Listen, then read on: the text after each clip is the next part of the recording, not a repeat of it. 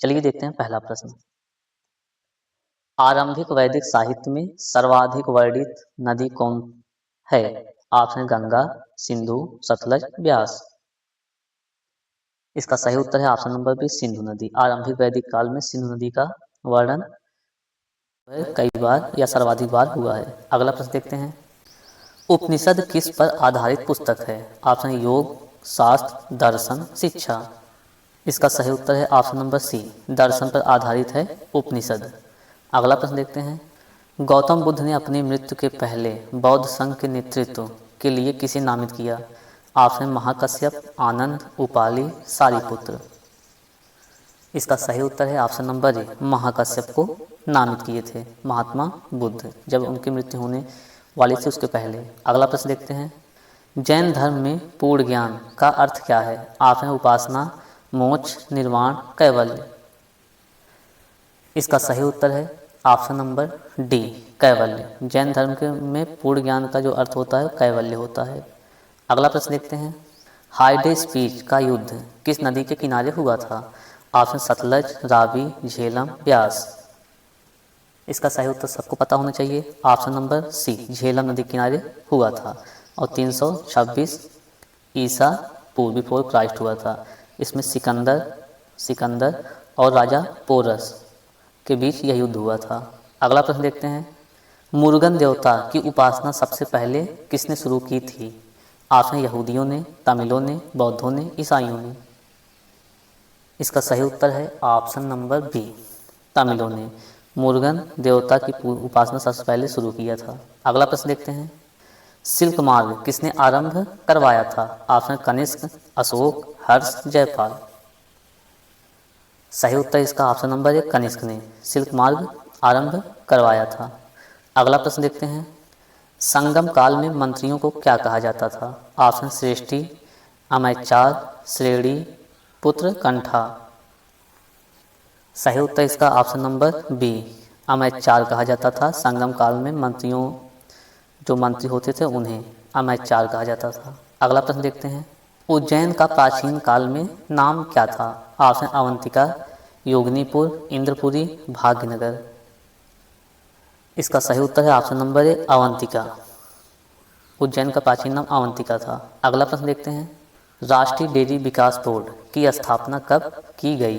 Option 1960, 1965, 1970, 1975।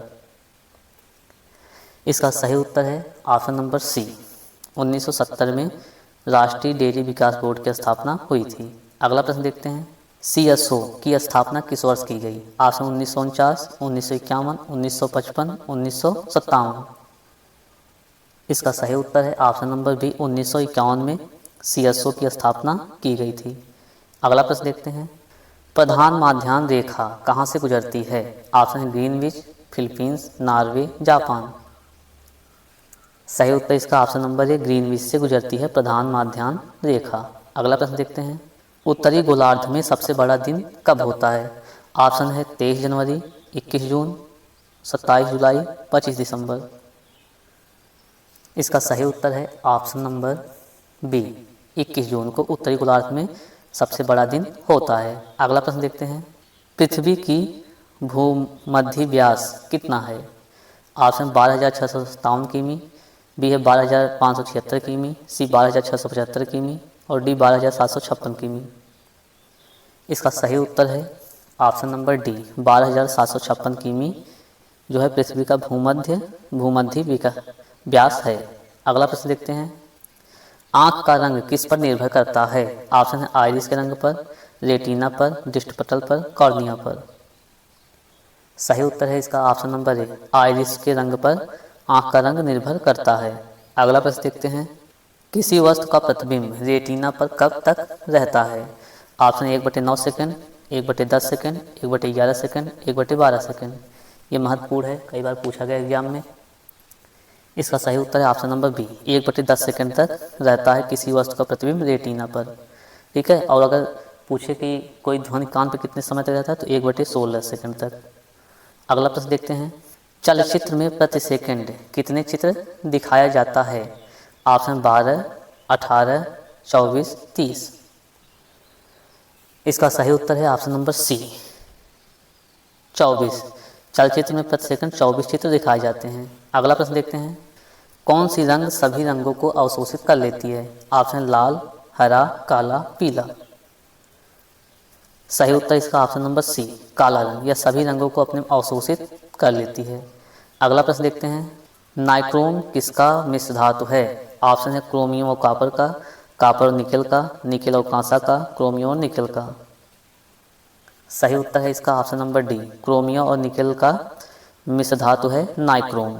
अगला प्रश्न देखते हैं, हाइड्रोक्लोरिक ब्रेक किस नियम पर आधारित है? ऑप्शन न्यूटन के, पास्कल के, गैलीलियो के, मेंडल के नियम पर। सही उत्तर इसका ऑप्शन नंबर बी, पास्कल के नियम पर आधारित है हाइड्रोलिक ब्रेक।